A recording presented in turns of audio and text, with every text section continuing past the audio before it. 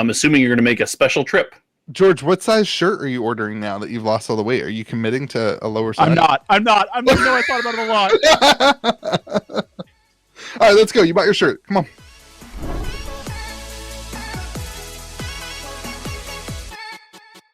You guys ready?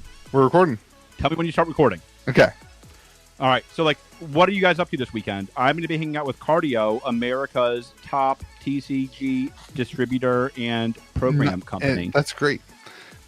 Let's roll the intro. Whoa. Welcome to be with you, America's most on-the-ball TCG podcast. We don't burn the books. We write them. I am, of course, joined. What? It's true. We don't Fahrenheit 451. We Fahrenheit 101. And I am, of course, joined by the man. Do you always wear glasses? Gosh. No, I think he has contacts sometimes. No, I always wear glasses when I'm in the studio because of the lights. That confuses me. The lights, you want them to reflect off the glasses? No. What? How? We've talked about this before. Never. Never. Yes, we have. Not once. We have never. I don't think I've ever noticed you have glasses before until right now. Welcome to the podcast. Continue. And I'm, of course, joined by the man whose video today says everybody else should quit but him. Get off my stage. It's my show or no show. Louie to George. And we are joined by a man who does not have gum in the background of his videos anymore. It's a real painting now, everybody. In 4K, the gum painting, it turns out, was just paint the whole time. Who would have guessed it? Don't love it. Not me. Yeah, I like it better when you couldn't see it. Don't love it. Painting's amazing. I want you to know, every time I try to change it, I realize it's too much of my brand to actually change it. I like your painting like I like you better when I can't see it.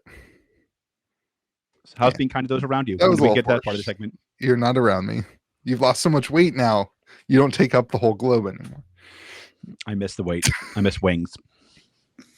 All right, everybody. Welcome to Magic the Gathering podcast. We're not even going to tell you what we're talking about today. We're just going to roll right into it. No, we're not. We're gonna talk about Duskmourn and its power. We're gonna talk about rooms. We're gonna talk about our favorite horror movies while we do that. We're gonna talk about Festival in a Box being still a festival in a box. We're gonna talk about all the indie TCGs struggling.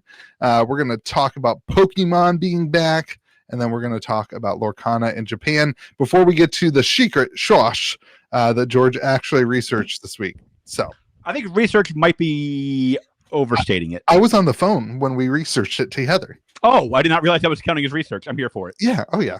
What else do we do on this podcast? Amen.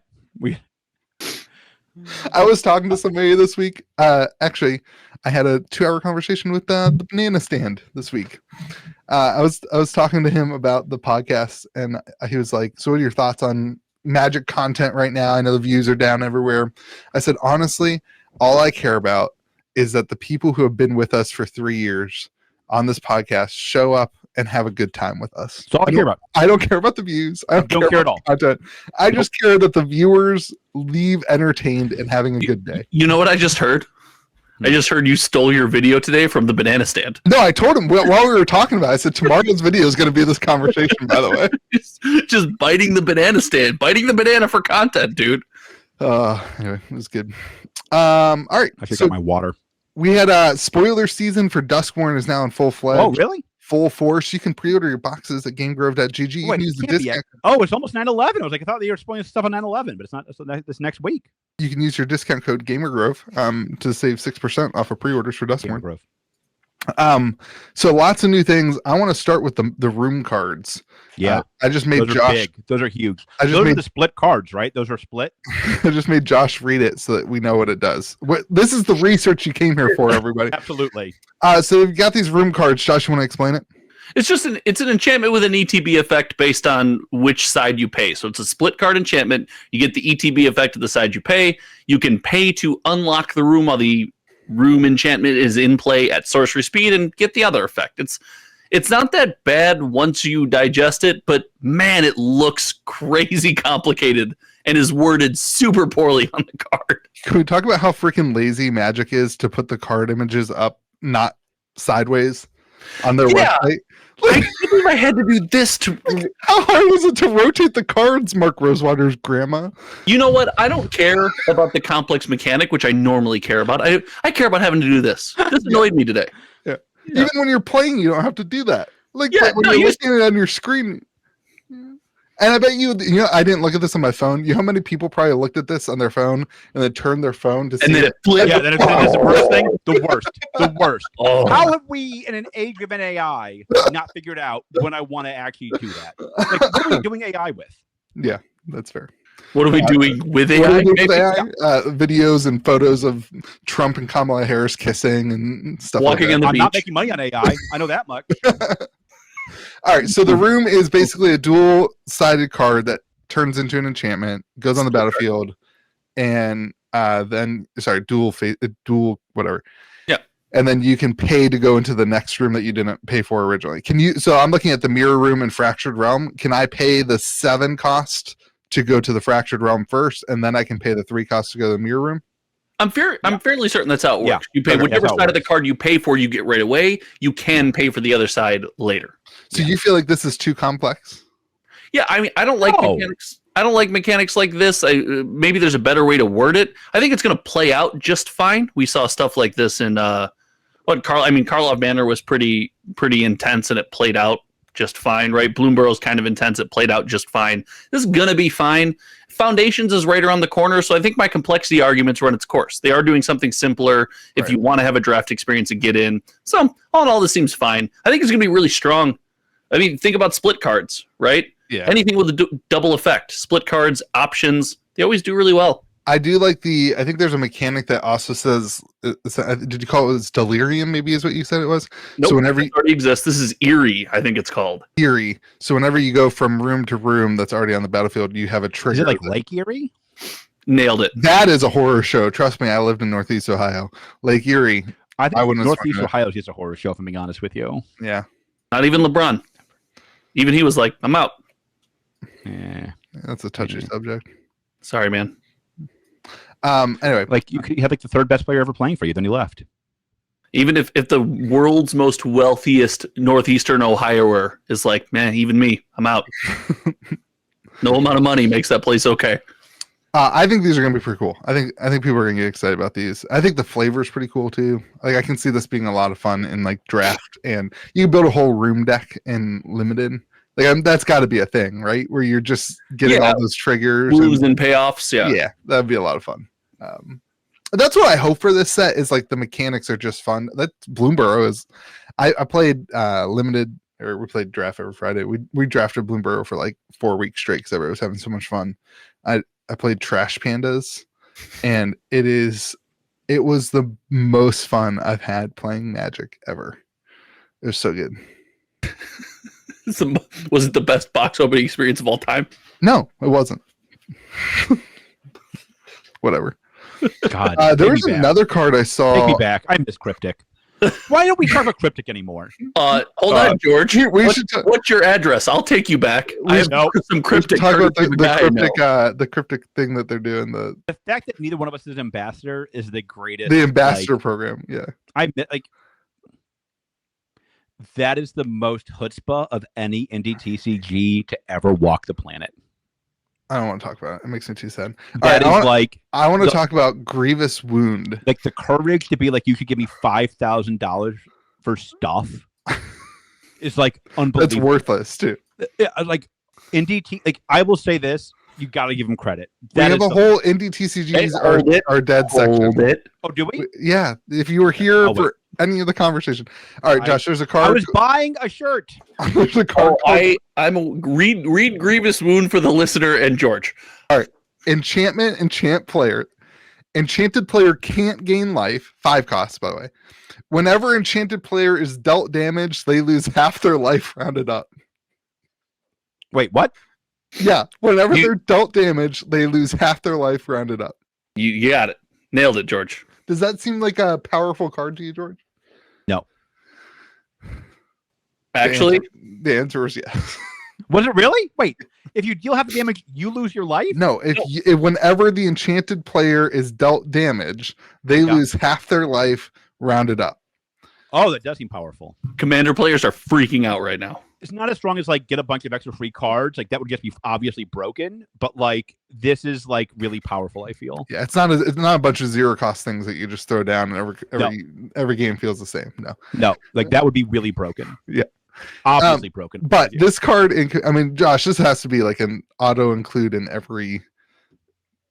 It'll be in my commander deck for sure. Black commander deck, right? Like, yeah. When I see a 5-drop spell in a meta for thinking of standard where you might not even get to turn 5, and it does this screams commander to me.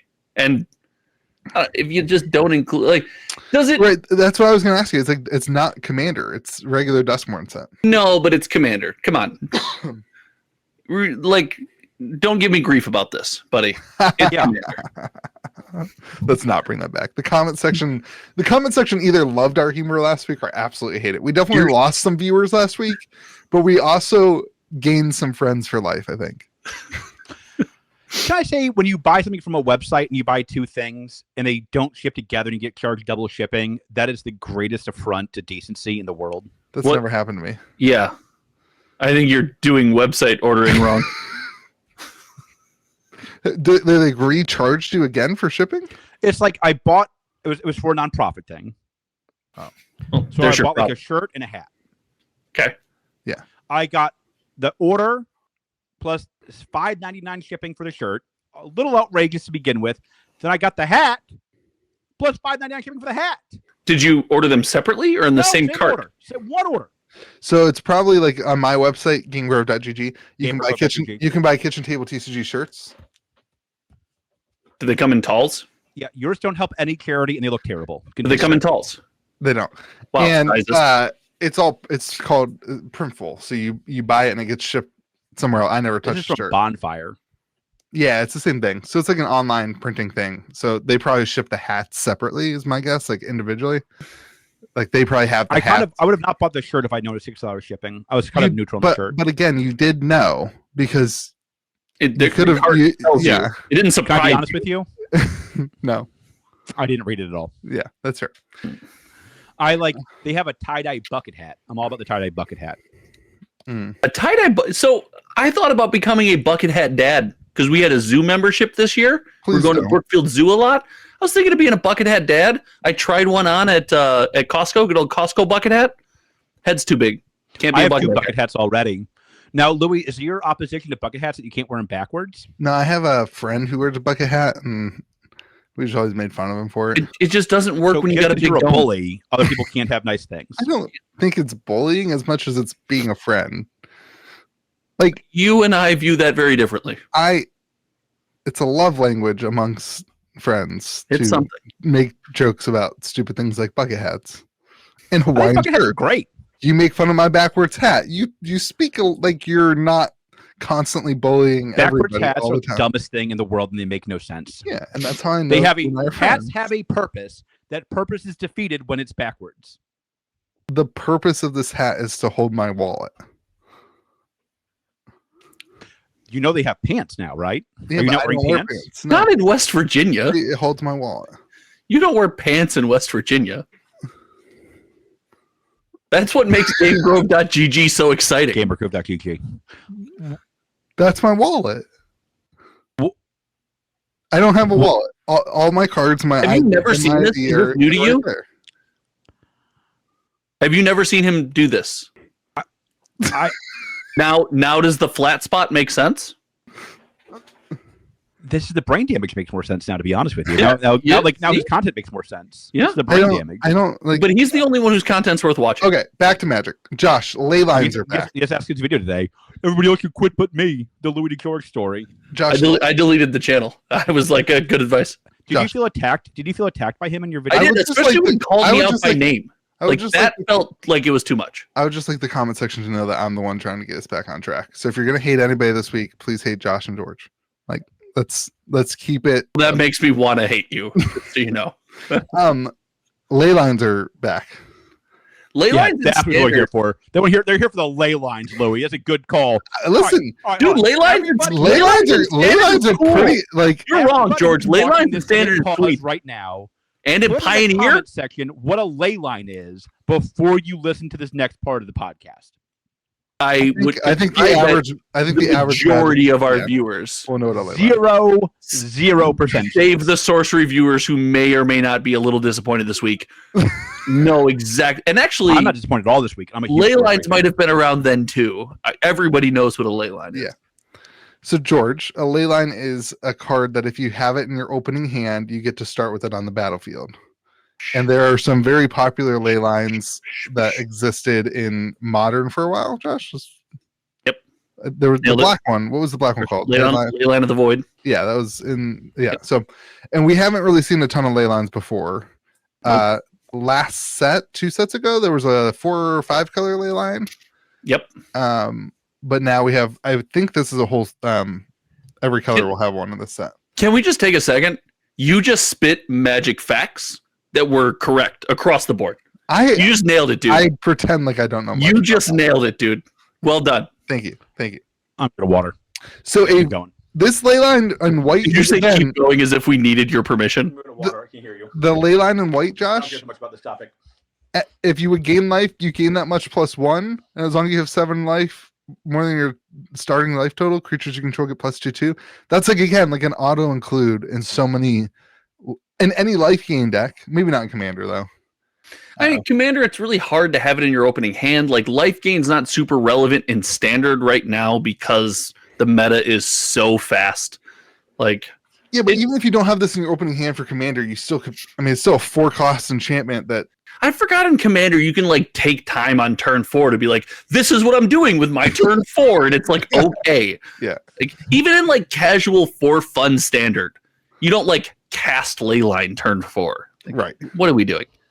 Which is why they're so good in Modern, because before every Evoke Elemental ever was banned, if you drew a late, you had pitch fodder. Like, it was fine. Anyway, honestly, I think the set seems pretty powerful so far. It seems really cool. Like, I don't know. The red Leyline, there's fear of like, hey, you know what solves dying on turn 3? Dying on turn 2. Right. Like, so there's some fear there. But like, there's tons of answers. Pyroclasm's back in Standard. I haven't played Pyroclasm since Magnivore. I'm so excited. That is sweet. I know that none of you know what the words I'm bringing together mean. I don't even know what that But is. it is freaking awesome. I'm pumped. My player reward promo Pyroclasms are ready and willing and able. All right. So, what's your favorite horror movie? George, take it away. I can't do horror movies. Oh, that makes sense. This is going to be awful content. My You wife and I also- saw Deadpool and Wolverine, and we saw the trailer for Beetlejuice, and her and I both went, I don't get it. I hate movies like this. How was Deadpool and Wolverine? It was It's all right. awesome. It was so much fun. It's all right. I would No, it thank was you so both much for helping the divvy. You are the guy that goes to the movies not to have fun, to be a movie critic. No, the problem I have with any Marvel movies, I don't know Marvel enough to like. You criticize I watched that with way too Donald. much for my liking. When we watched that movie together, I was disappointed in you being a movie critic. Can we just also don't really feel say when congrats we to watched Inside Out 2 when because we they watched took over the number Inside one Out spot. together? Is that what you just said? Yeah, Inside Out 2. Isn't that? Josh, we went to the movie theater to take a nap because we were hungover. We didn't watch Listen, Inside that Out. was a meaningful experience to we me. I took- digested that movie. I had so much fun that I may have snored a little bit and disrupted the people next we to me. took a nap together. That's what we did. I think We that's- did. We So when you guys were cuddled. sleeping together, you guys enjoyed the movie though? I had already seen Inside Out like 3 times because my kid. I appreciate that. love it. Thank you again. Um, When it goes to Disney Plus, I'll watch it. okay, so I'm disappointed in this so far, this set, because there doesn't seem to be many zombies, and I'm a big zombie horror movie fan, and it Are you a doesn't. Walking Dead fan? No, I didn't like Walking Dead. So what's your thought, zombie horror movie then? I could, Like Day of the Dead, Okay. Dawn of the Dead, the old school, like I used to read the Walking Dead comic books, and like, it's funny because like I really liked to get into them, but like everything was really repetitive. The zombie apocalypse for a long time is not super exciting. You do a lot of the same stuff. It's funny because like then somebody was like, "Oh, it's a critique of like modern society." And I did not put that together, if I'm being candid. So like it made it more interesting. that follows. It takes a certain level of thinking. I never put that together. I want to give a book shout out. When Louis told me to go kick an ALS patient and burn them last week, I instead went to a fundraiser and helped them. Seems a little excessive for somebody who told you that you should. What you basically told me. I told you should take a week off and rest in your life, and that you should stop doing so many things for other people and start focusing on yourself a little bit. And instead, I went to go help dying patients feel better and raise money so they don't die. Sure. And laying this one on Louis thick. Wow. And one of them gave me an inscribed book, so I of course thought of Louis and his inability to read. I want to give a huge shout out to this book. I would have just tossed it. Been like, you wrote in a book. Who writes in a book? Josh would have been like, wait, somebody wrote in a book? What do you do with that?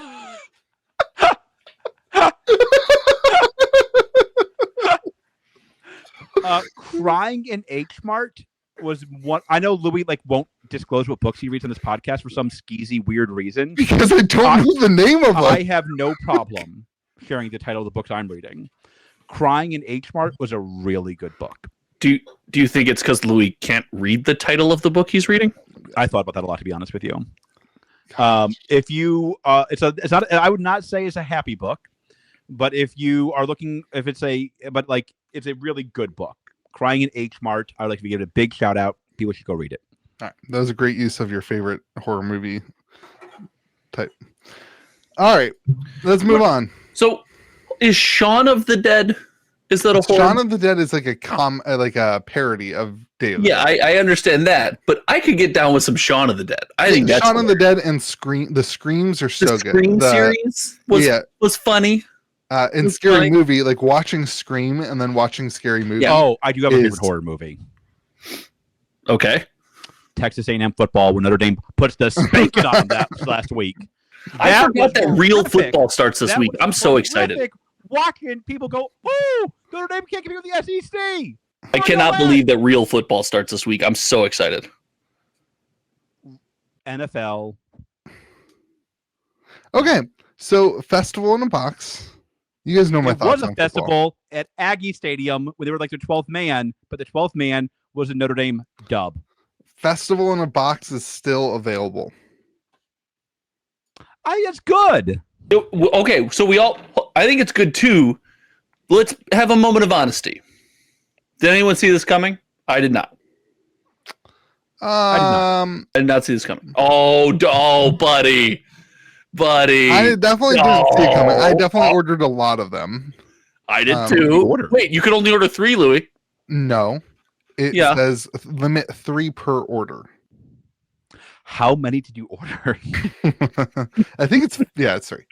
I think I have 15. That's not bad. That's actually not Why? bad. Because I have a store. I'm going to draft it. I'm going to sell single packs. Yeah. I'm going to sell boxes. Sense. That actually might be light then, actually. Yeah, it's expensive, but I'm gonna. So I'm. Do you have to pay 5 different shipping charges? No, it's free shipping. I don't in the store. I currently am out of Lost Caverns of Ixalan collector packs. I'm out of Wilds of Eldraine collector packs. Yeah, you get one of each with. You get one of each in that, and then I'll just sell all the promos. Well, you get realistically, it's funny to say the dog days of summer when it comes to Magic, because every set comes bam, bam, bam, bam. But we're at a point right now where you could be running a couple mystery booster drafts in consecutive weeks and have it be exciting. It's something that will always fill the void for you for the next year. Well, and people are going to be super excited to do. I mean, it's in our store, everybody loved Bloomburrow so much we drafted it 4 weeks in a row. We're going to draft this. Everyone's going to have a blast. They're going to be like, "Can we draft again tomorrow?" You got to ease them into. You got to ease it out there. Ease it. No, next month. Okay, keep excited. I don't do that for my I let my store, if they say they want to. We're drafting Prophecy this week, original Prophecy. Because I got a box and I just shared it in our little chat. Yeah, and they were like, "Dude, let's draft that." And I was like, "I mean, if you guys want, sure, it's gonna be money." But dude, Rhystic Study, in a Prophecy box, on average, you're gonna get 7 Rhystic Studies. It's an uncommon, right? It's a common. I thought it was an uncommon. It's a common. No, it's a common. Yeah. So they're all excited about that, but they'll want to draft this. So I don't think I overdid it. No, I don't think. Honestly, I like that it's still available because we can draft it a couple weeks and then maybe I'll be able to replenish the stock. If I ordered 15, that's overdoing it. Yeah. I don't know. Mostly for me, it's like an opportunity to get Lost Caverns of Ixalan back in is good too. Wait, no. Mostly it's a chance to have the mystery. It's like free money though. I mean, like Lost Caverns. A box of Lost Caverns or what? No, you get for $250. You get the mystery booster box. You get one exclusive secret layer drop that has 5 cards, a promo pack with 4 promos, and then 3 collector booster packs. You know what the most exciting part about that promo pack is? The MagicCon Chicago tortoise is in there. Ponder, yeah. Yeah, the ponder with the hot dog and the slice of pizza. It's pretty cool. Yeah. I was pretty bummed not to get a bunch of those. So I'm pretty happy.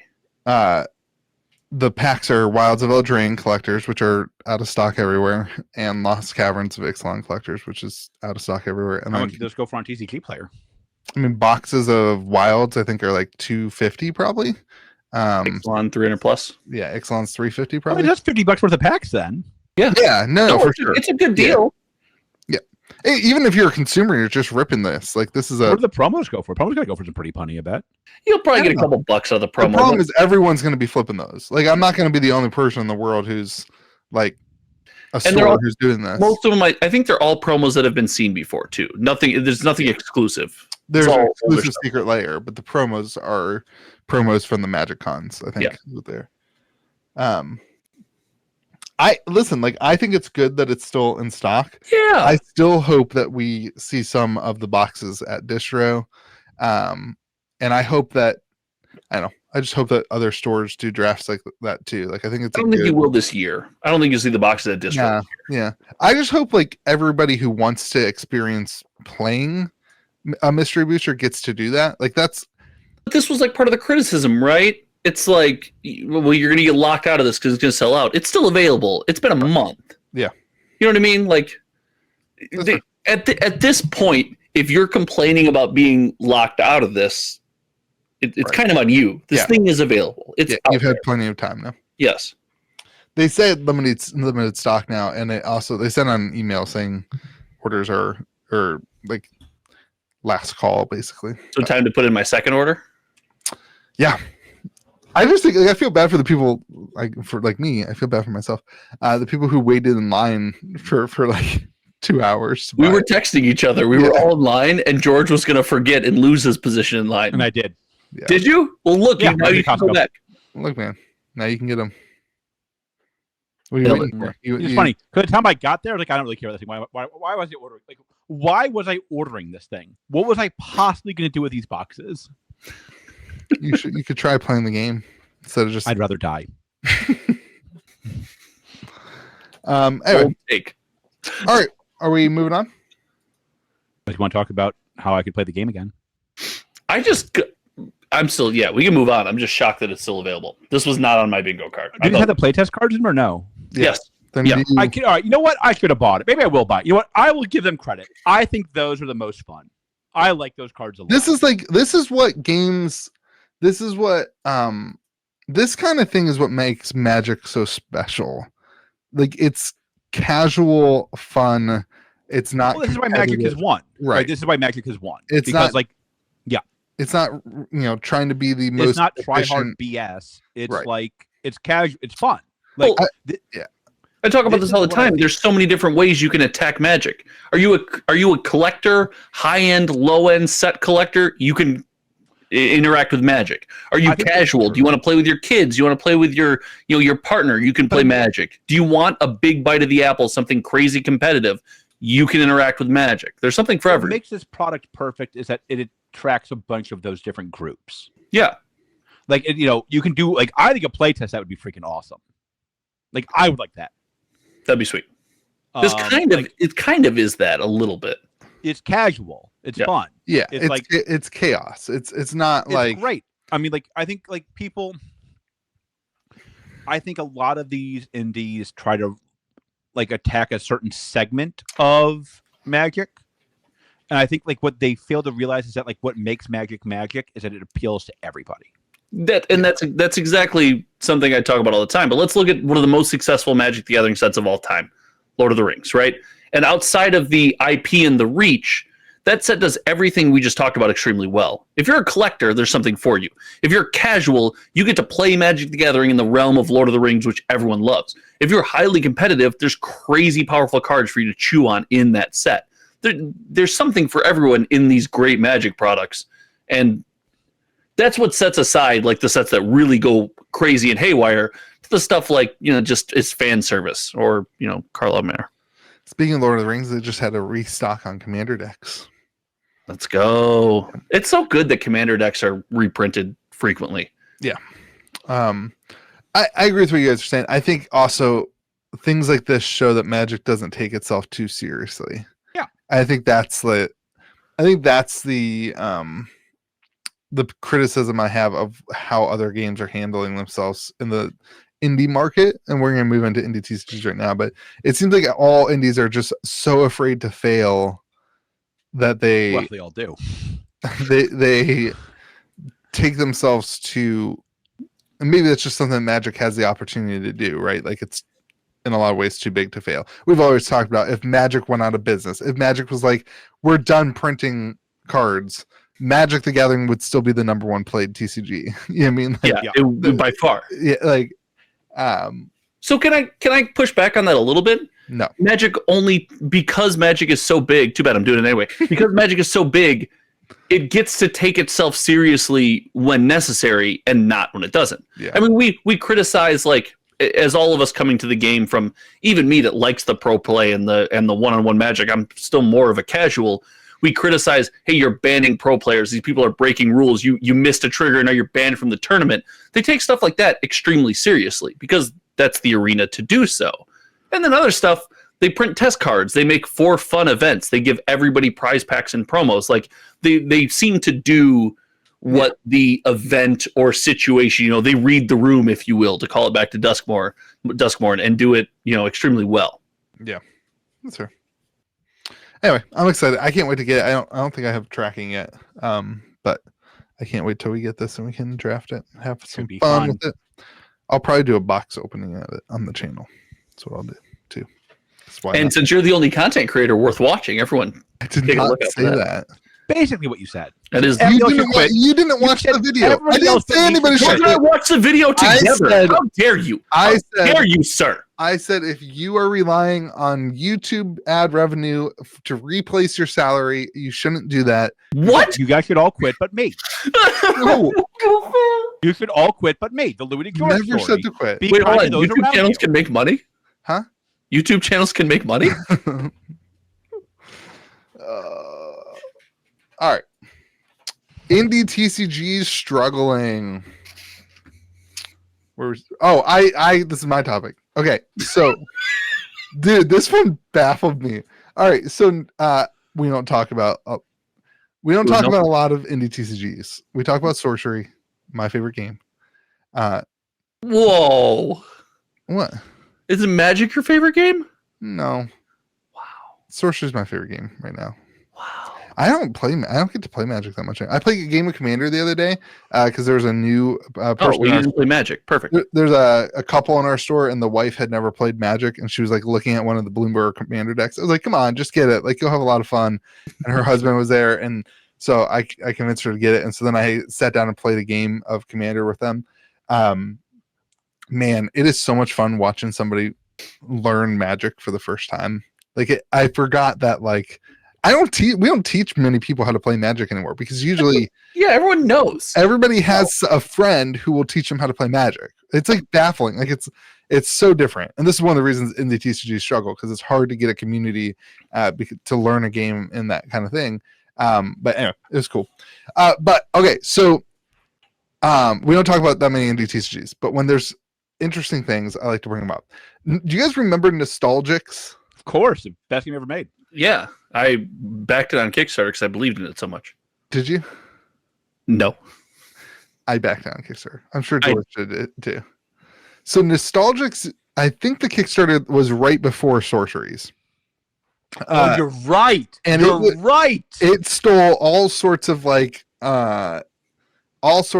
energy from Sorcery. It was like in the meta zoo thing. There was like some beef I totally forgot about that. I forgot that you and I are Absolutely beefing. right. I'm mad at you. I forgot about that. What? We're beefing. Why are we beefing? I don't know. We just talked to the phone earlier and decided we were beefing. Okay. So Nostalgics, the first Kickstarter raised $1 million on Kickstarter. And I remember the first day. I remember the first day being I did a video on it, or I think we talked about it on the podcast, and I remember saying they just gave all the limited things to their followers, right? Like that's right. I didn't back it because of that. Yeah, they had these like day 1 or day 0 things that were like the Kickstarter exclusives, and like 13 people got the entire print run, and it was like this completely ridiculous thing. Okay, well they have another Kickstarter that launched today or this week. Keep in mind they raised $1 million in the pandemic. $1 million. Look at me. I talked to my friends. They said we're going to raise you $1 million. Okay, they raised $1 million in the pandemic. Day 3 of their Kickstarter now. Guess how much they've raised? $1,000. $6,000. They've raised $6,000. They're not going to back. They're not going to hit it. They're not going to hit their $30,000 goal. I bet you in the first one there was somebody who pledged $30,000. Oh, I'm sure. Oh, yeah. 100%. So like I thought this would be a good opportunity not to rip on Nostalgics. Did you just do that for 5 minutes? A little bit. I don't want to be the guy that just rips on Nostalgics. A little bit. But I will be, because that's what the community calls for. I'm the only content creator watching. I do want to talk about, we had the pandemic, we had the huge boom. Now we've had the bust. And some games are doing fine. Sorcery's, they're trucking along. Sorcery, which famously came out long after the pandemic. No, it was backed in the pandemic, though. The Kickstarter was... And it came out a year after the pandemic. I mean, sure. Yeah. Only because of some delays. Well, that's what they're known for. It's all right. You got be proud. Louis, be proud of your game. Okay. We have. Speaking of my game, we have George's favorite game, MetaZoo, Boom and Busted. Wait, what? The game that would never die. Back, I heard. Somebody bought it. The rumor is somebody bought it. No idea. Fanatics was the rumor, I think. No. I'm in. That was happening in the pandemic. Josh confirmed it right here. Wait, I thought that was the rumor. Was that not the rumor? Is that the what flavor is that, Louis? This is these are so good. The ice pop. That looks good. Dude, no sugar. You can drink this. Those popsicles are wildly overrated. The red, white, and blue ones, wildly overrated. That's 100%. The worst take anybody's ever had on this podcast. Wild. When I can have a Fudgicle, Star Wars being the top 4 still beats it. Yeah, but that's it's true. Very close. If I can have a Fudgicle and that thing's on the menu, like I don't want that rocket pop shit. I can't talk about popsicles. I have a phobia. Did you guys know this? No, but now we got to know that. I this. was about to say. Popsicle sticks? I can't touch them. This is weird. I can't even think about them. Even for you, this is weird. I get shivery. That feeling of touching a popsicle. I know what you're saying. Ugh, I can't do it. My kids eat popsicles every day, and I have to hold the wrapper and push it, and then hand them the popsicle wrapper, and like that. Sorry, kid. You've got to deal with it. You are a broken human. I love you, but that's weird. It's like the weird, by far the weirdest thing about me. That's inaccurate. Is that like an energy drink, Louis? Like, what is that? Yeah, this is. Yeah, it's a energy drink Prime. This podcast, like $3.50 or something like that. I am not paying $3.50 for that. $3.50 for that? Yeah, everything costs. Nothing costs under $3, guys. There's nothing in the world that costs under $3. 79 cents. $1.21 a can. For go to Costco, buy the pack. Okay. $1.21 a can. Costco, yeah, buy a house of them. Yeah, I'm gonna go through them. The what's the Arizona iced teas? You guys hear about this? Yeah, the guy was like, I don't need to raise my prices because I'm not a bad businessman. I gave him a shout out on this podcast. Oh, is that where I learned about it? Probably. I assume this is where you learn 99% of your information. I'm gonna throw popsicle sticks at you next time I see you. I'm just gonna keep them around, just whip them at you. Okay, so back to indie TCGs. We've seen all sorts of things, other games, ban lists and things and stuff, and drama going on. Did the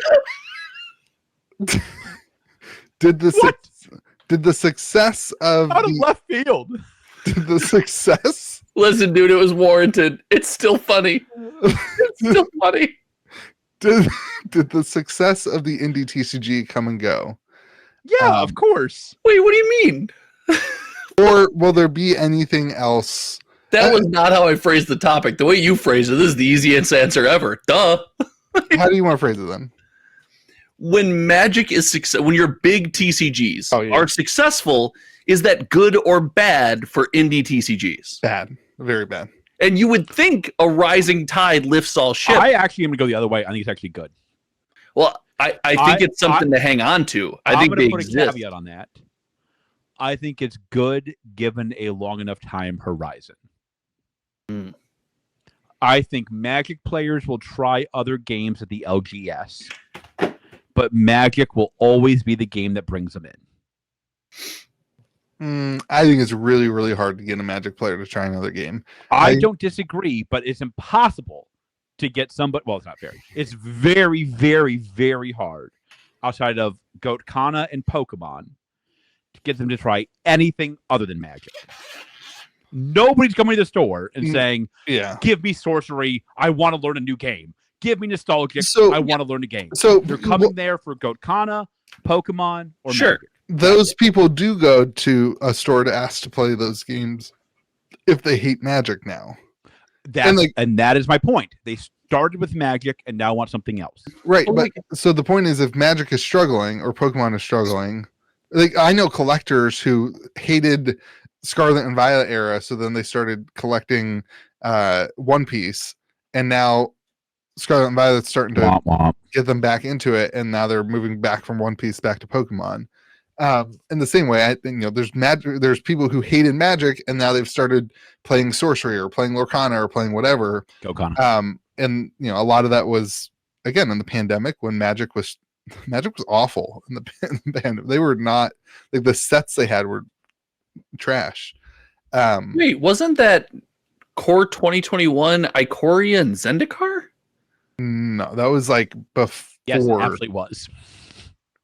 I'm actually really impressed with that guy. I played Core 2021 and Ikoria. Yeah, and then then the pandemic happened. Like it was right.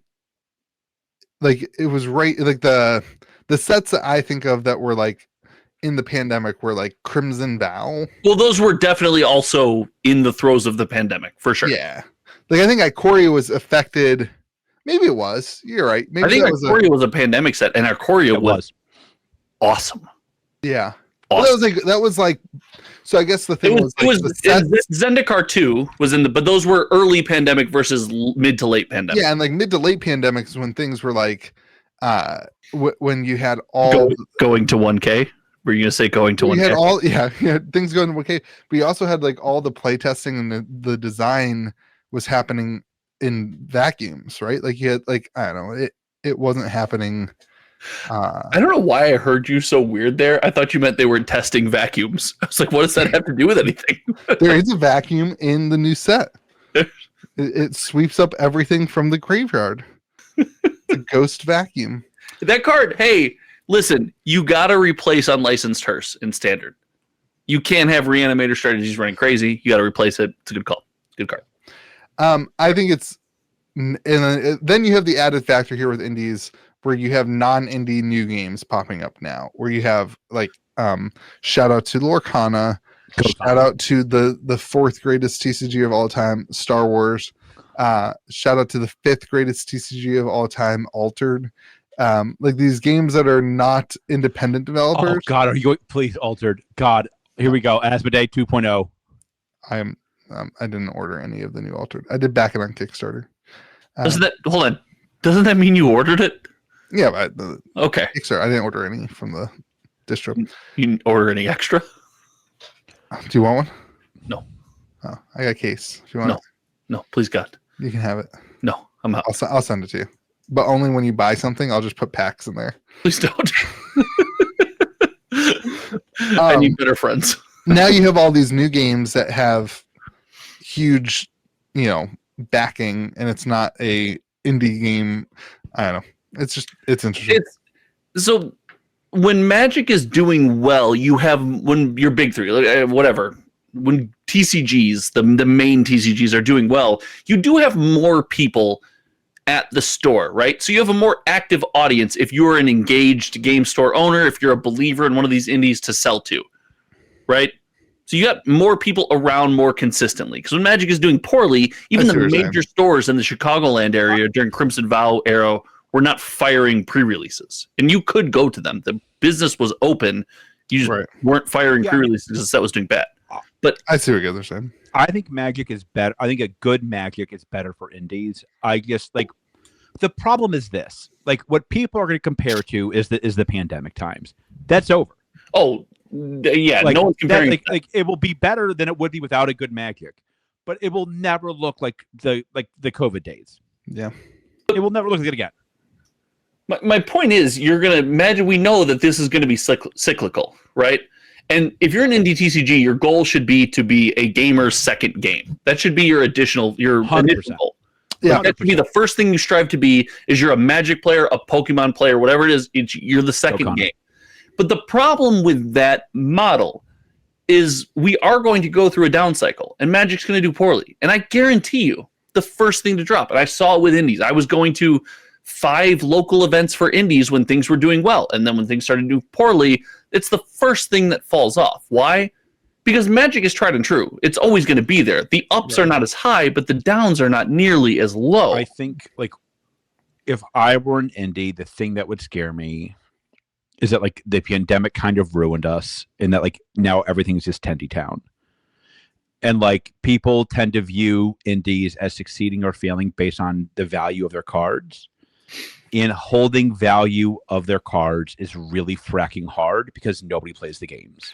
Well, yeah. Well, they end up selling so many more boxes than they have to. They have to make money. They have to stay in business. They print more boxes than they should. They force this to take more boxes than they should. Then the single price creators. The cards are worthless. So help me understand this. Why aren't more indies leaning into online stuff? I think that is the most baffling part. That's the blue ocean. Because very, very clearly it's tough to monetize, right? There's a clear collector, buy product, hoard cards, trade cards, secondary market, sell cardboard. There's a clear path there. Monetizing a digital platform becomes difficult because let's look at a model like Magic Arena. Magic Arena only works because Magic is so tried and true, and so many people just want to play Magic the Gathering. If you're an indie TCG and you spit me the idea of Magic Arena that's a money sink where I don't get anything out of it other than playing my indie TCG, that's going to die very quickly. The indie TCG asset, the thing, at least helps you retain some of that value. Yeah, and the customer, I think on the other side, it's the customer base who wants to play a TCG doesn't want to sit on a computer and play a TCG. They want to do it to interact with people. And if I'm going to be the customer base who's going to sit down and play a video game doesn't want to play a boring, slow, card-based back and forth game. They want to play, I don't know. I think the new Call of Duty sucks is what I saw on Twitter. So I'm so disappointed. I was so excited. Really? I was, and then I saw the movement. I just realized my boomer behind cannot play that game, and I was like, well, I'm out. We should start playing Fortnite. We should start playing World of Warcraft. We should play StarCraft. Gosh. Well, I didn't know anyone could say anything more boring than World of Warcraft, but you did it. StarCraft nailed it. Is amazing. It's the best game ever made. That's the hill I'll die on. They need a StarCraft TCG. Do not do that to my baby. The StarCraft board game's pretty good, though. Really? Mm-hmm. It's a long game. It's a long game. Oh, those are my favorite. I started doing Thursday night board game nights. That's why we can never record the podcast on Thursday nights. You landed on Josh, you feckless coward. It was be kind to the people around you, George. You're That not was around cool. me. No, you're kind of fat, so maybe you are. But continue. I can't record on Thursdays when I play basketball. Yeah, Josh has basketball. I have board games, and who knows what you're doing? Probably painting another one of those creepy gum drop paintings behind you. Yeah, just sticking gum to a piece of cardboard and painting on your walls. Beautiful painting. Gosh, you know what we should do, Josh? What? We should chew a bunch of gum, and you should do half, and I should do half. We should put the boards together. Send it to him. No, we should have the viewers send us chewed gum. We should give them George's address to send chewed gum. I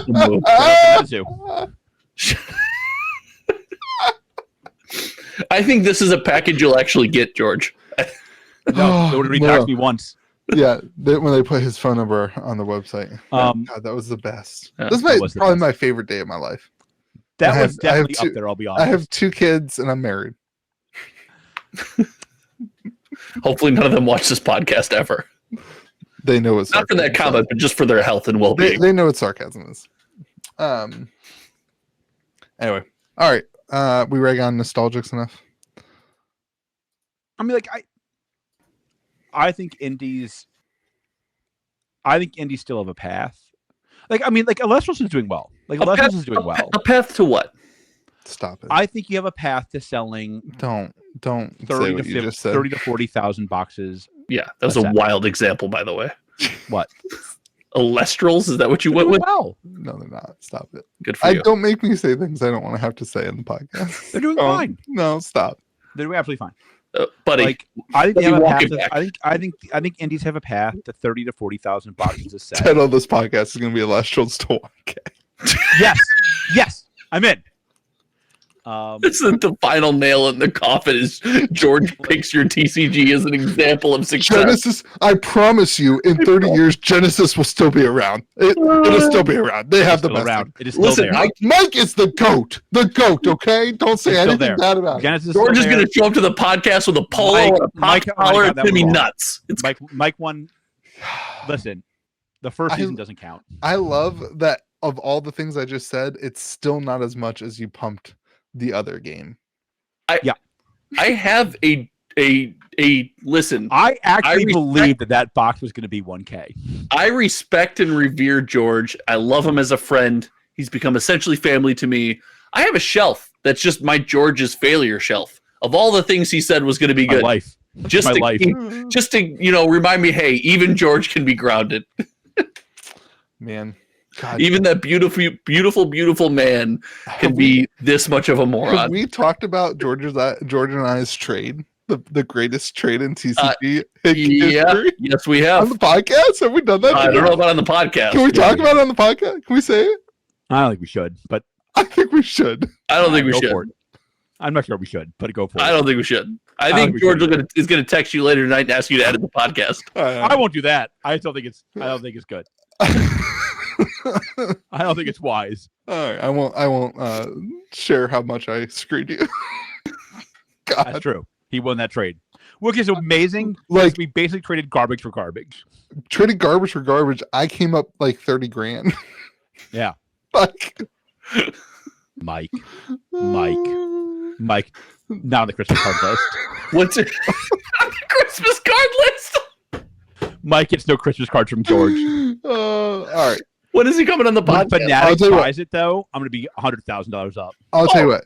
If anybody in the comment section can tell us what the trade was, I've got a special prize for you.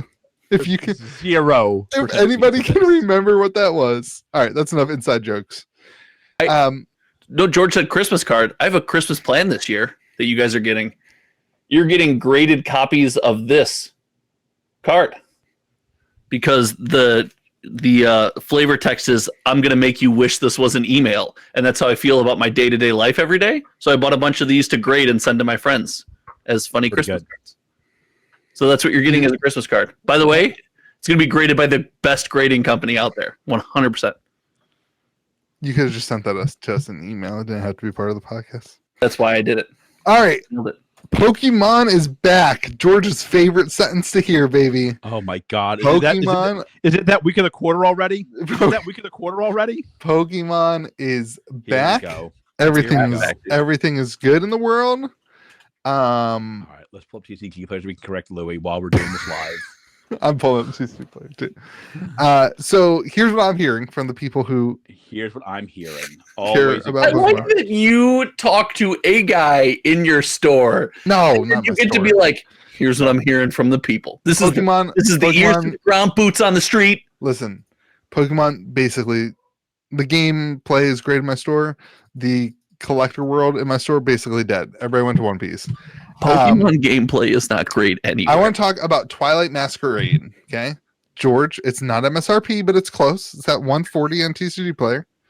All right, here's the point. For the entirety of Scarlet and Violet era, the pull rates were super freaking easy. I'm talking like Obsidian Flames. We did our Obsidian Flames bounty where it was like pull the greatest Charizard and you win. Like 15 minutes after the doors opened on Friday, all of our bounties were gone. It was that easy to pull the chase. Twilight Masquerade has a card that is similar. People are speculating is similar in pull rate to the Moonbryon from Evolving Skies.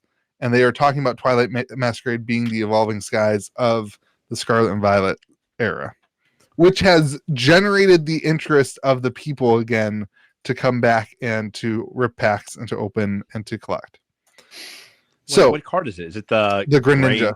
Greninja, the $105 card? Those are all Japanese. The lowest English version is 260. Yeah. That's so annoying that happens. Yeah, you know what? TCG Player needs to just nut up and put like different language as different things. Or they need to start banning sellers for doing this. You've seen this a lot with Lorcana. I'm selling a trove. All the packs are gone. It's just the trove. It's just the box inside. Yeah. And have fun.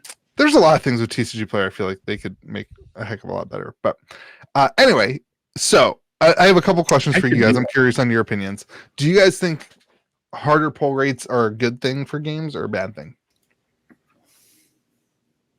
They're good. They're good. It's great if you have volume. Wow, variance volume. and the game is accessible. Yeah, there's variance. So this Greninja, there's a regular EX Yes. that's like then harder. Then chase cards. probably 45 cents. Yes. Then chase cards, as we've talked about before, are fantastic. The problem becomes when you have to buy a case of cards for a chance to get something you need to play the game. What are you looking at? There's no volume on this at all. On what? The card or the box? Ninja, yeah. View more data. It looks like 1-2 sold today. Yeah. And 1, 2, 3, 4, 5, 6, 7, 8, 9, 10 sold yesterday. Yeah. That's not a lot of volume. There's not a lot listed though. There's only 30 there's only 40 actual. Yeah. I mean, that's a lot of volume. I mean, like, I don't know. I mean, like, I think hard pull rates are better, like, especially for Pokemon. I mean, it's a collector's game. People don't play the Pokemon. Yeah. That's not true. People play Pokemon. Of course, somebody does, but can we agree that that's not the average Pokemon person is a collector? I agree with that. So, like, at the end of the day, like, hard pull rates are better. Like, somebody plays Nostalgics too. It's just you. Not me, definitely not. I don't know. I think we're getting to a turning point with Pokemon. Like, I think you're going to start seeing. Define that sentence. So, like, you're starting to see older, like Scarlet and Violet era boxes move up from the $100 price point. So hold on. How are we? You were arguing this 6 to 8 months ago. Yeah, correct. You were arguing that Pokemon always does well. Always the long-term Pokemon's the play. It's the best. It's the GOAT. Yeah, and I was right. I predicted it 6 to 8 months ago, and now we're here. So and now you're seeing it happen. How are we getting to a turning point now if this was always the case? Like, now you're starting to see the market react to it. So you were just 6 to 8 months early. Yeah, I just, I got it right. I just wanted to talk about that. Mm-hmm. Shrouded Fable, not doing super well though. This is the 2 months a quarter. Then, like, we will have to have this conversation. It will go back down, and we will never mention it again. Why? Because that's what happens every time this happens. You come on and do the "I told you so." It goes back down, and we never hear about it again until it goes back up in another quarter. We talk about those 2 weeks. I think Pokemon's just back, man. Yep. Okay, we can move on. Like all the, what is that again?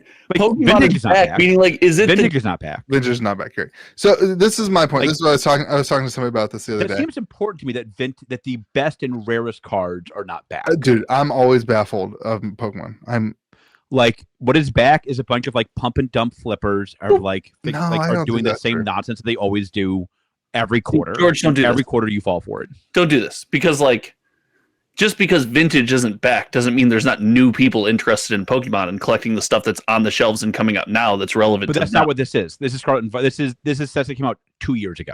It's not on the shelf. It's not at Walmart. these are It's on like- the shelf Not much. I mean, like of Scarlet and Violet era. I guarantee. I bet you I know almost we were- every I know we were talking- LG. I bet you almost every LGS in the country that stocks Pokemon has a box of base set Scarlet and Violet on their shelf still. I'm sure they have base set Scarlet and Violet because it's like worthless still. Right. But like, aren't people paying those money for that box because they were there when it came out and they liked it? No.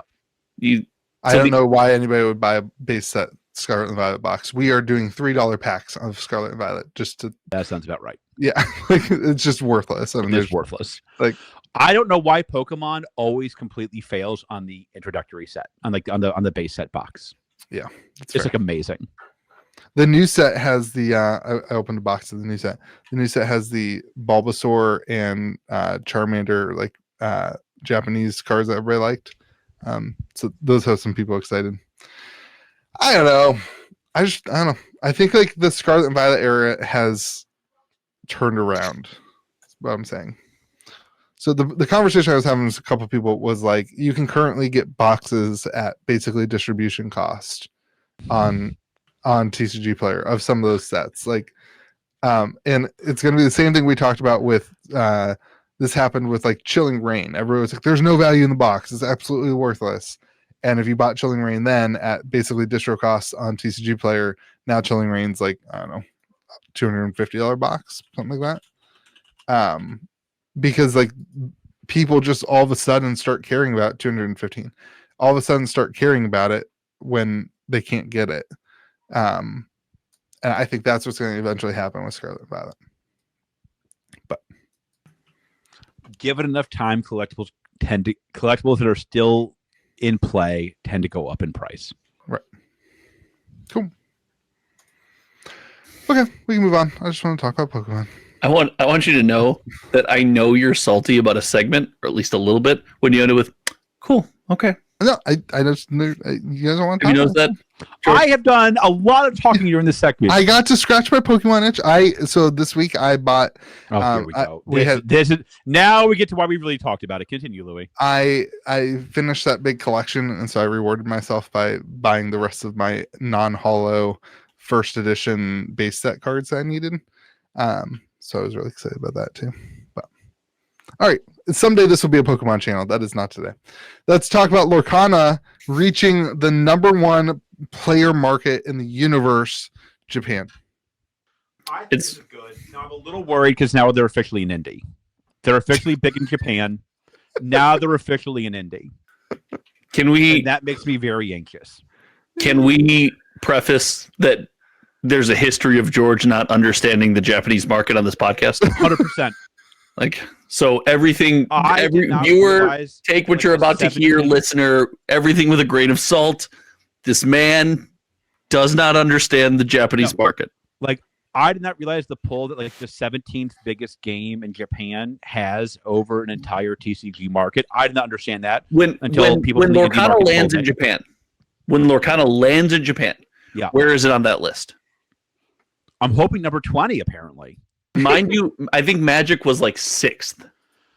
So where is Lorcana on that list? This I link love that it. 'cause Donald, I this think link they do that, very well. They this like link- Disney in Japan. this link that Donald sent, it's just so many what's it called? Advertisements. It's crazy. So is this first chapter, George? They're doing first chapter boxes in Japan? Oh, Japanese first chapter booster boxes to the moon, but only in America.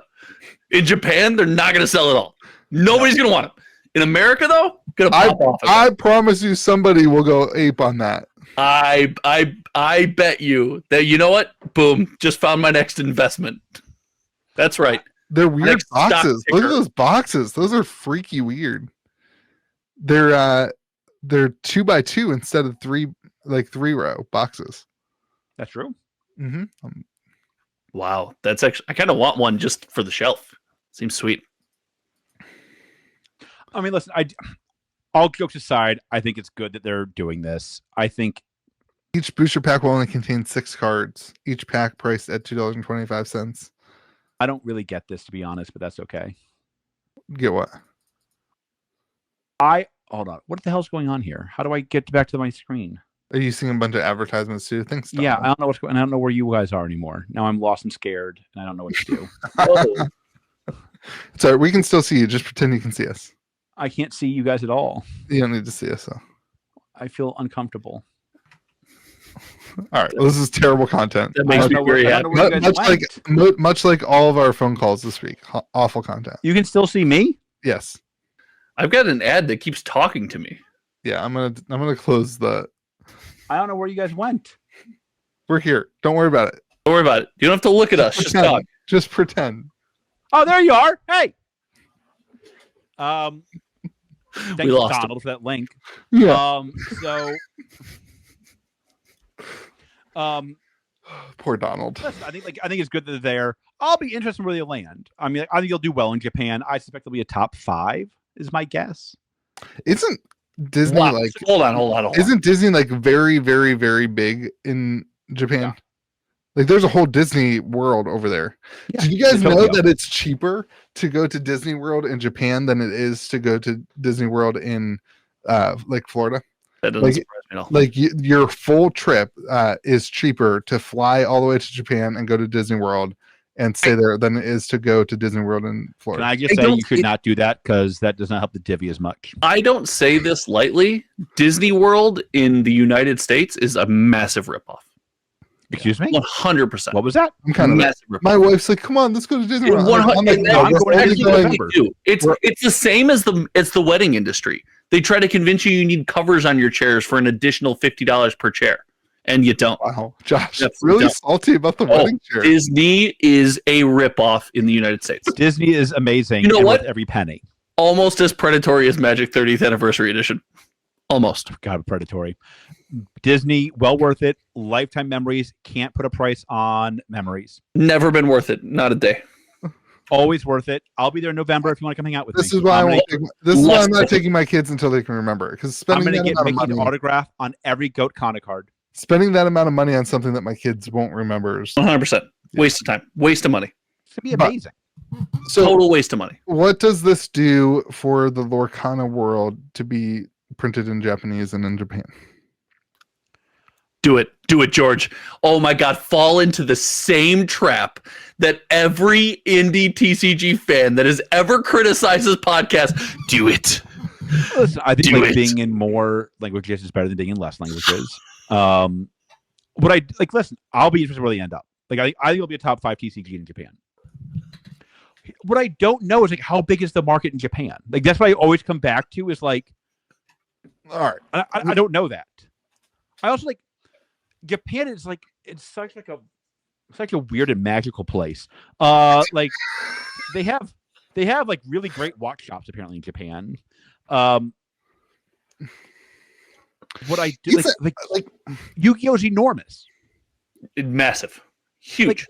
Like how do we miss Yu-Gi-Oh in the US? Like I don't We understand. don't. We just don't have Yu-Gi-Oh on There's this podcast. No way. But compared to the size of the community in Japan, we miss it. Like Like, we're nowhere near. Like I do not understand TCG culture in Japan at all. It is so different than the US culture. It's stunning. Like I know the first most popular TCG. I miss like the next 4. What's the first? It's Pokemon. got to be Yu-Gi-Oh. It's Pokemon by a mile. Oh, but yeah, true. Pokemon. And so top 2. Sorry, I forgot about Pokemon. I brain fart. Pokemon, Yu-Gi-Oh for sure. Then I miss like the next 4. I have no idea what those games are. No clue. And then you hit Magic, and I'm like, okay, a TCG I know again. And then I Like- don't know one until we hit 18 or 17 or Here's what I whatever. would say, like for Goat Kana and for every newer TCG, Japan ain't gonna bail you out. Like Japan ain't gonna bail you out. Like Japan's gonna help you maybe, but like No, it's absolutely not, and it's got to be a Yeah, hard market. it doesn't move the needle. No, I mean, like TCGs are like it is a U.S. and Europe based thing. Yeah. Now I will say Mostly this: there's an important exception of Pokemon. Yes, sure. I think like Pokemon has so dominated the Japanese market, and they sell so much stuff there, and they also have very different stuff there. So Their importantly boxes with Pokemon, the sets come out first in Japan, and so then they're different than the English release, and so you have a lot of product in the United States that gets ripped and open by United States customers of product that was made for Japan, and so I think that's a difference in what's happening here. It's getting released in the United States first and then going over to Japan. But that's how it's different from the Pokemon world. If this was like One Piece does that too. One Piece is I bet you One Piece is in the top list in Japan, because One Piece releases their sets first there, and then it comes over. I'm not convinced of that. I mean, like One Piece boxes from Japan are dirt cheap still. Yeah, but they just print a ton. Maybe I just like whenever I see boxes just sitting there at like free, it always gives me a lot of pause. Yeah, I think it's also probably a tougher market to break into. Yeah, it's not as collecting. It's right. It seems like you love what you love. As much as we have that here, it just I think it'll work there because like they like the Disney IP. Yeah. Maybe. And again, just like it was here in the States, the Disney IP is going to give you a leg up. It's going to give you a jump start. But you have to. That jump start doesn't assure success, right? I mean, what it assures you is you're going to sell some boxes, right? You're starting off on third. Sure, but Lorcana doesn't care about selling boxes. You care about sticking around long term. Selling boxes, they don't not care about selling boxes. They don't care about that initial sale as much as they care about continued sales over the next 5 years. I think it's true, but I mean, like, listen, like you have to start. Sure. I also like they have the different boxes. Like that's very Pokemon-esque of them. Yes. What'll be interesting is how many of those Japanese boxes end up in Land of Freedom. That is that's the big one. Yeah, like listen, I want some. Oh, 100%. I want now, especially if they're going to look different, right? Not only just the language, but like the shape of the box, everything. I 100% want some for the shelf, and I think that's going to be desirable because Lorcana highly collectible. Gokana. I mean, that's the big thing with Pokemon, right? A lot of the Pokemon boxes from Japan end up in the Land of Freedom. I think it'll be the same for Gokana. I mean, like, sure, and like that'll be fascinating. Will it come out at a premium? Will it be below? Like, initially it'll be a premium. Initially it'll be a premium for sure. We'll see. I mean, I like Japan is just such a weird market to me. I do not understand it at all. I think you hit the nail on the head when you said it's a good market to be in, but it's not going to save you. You're not going to, if you're not already. The only way it saves you is if you export, right? You're not going to see a massive boom. I mean, there's so many games who have tried to start there and move over here that just haven't worked. Well, you can't. It's the sticking power. They go over there. They work for a little while. It's the sticking power. Yeah. Can you stand? Right. Lorcana's going to be fine there. I mean, like Lorcana. Yeah.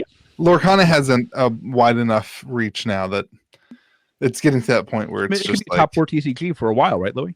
Well, they can. It's going to throw money like Star Wars-esque level of success. We'll see how Star Wars does. Yeah. They can also throw money at the problem in a way other TCGs can't. Where, let's say your first release doesn't go well, you can just keep releasing over there. You don't mind if you take a small loss. Right. I think this is bigger. I think it's big news for Ravensburger more than Gokana. Like getting a big foothold in Japan, probably really good for Ravensburger. Which is good for Lorcana. I mean, like that. I still like the big question for Lorcana happens is like, does Disney ever decide to take over? Do you think that such small potatoes for them? I'm not sure. Yeah, I don't think they want the task. Yeah, that's fair. It's one of those things. It's easier to outsource, right? Provided Ravensburger never, Disney's always been very clear about like the respect for the IP, and that is maintained, and that nothing ever harms that relationship. If that happened, you'd tell me Disney just cuts and said, "Oh, guess what? No more Lorcana." And that's Ravensburger has no interest in doing that, right? That's why kill the golden goose, right? All right, George, secret sauce. Louie and I were debating this week, as always.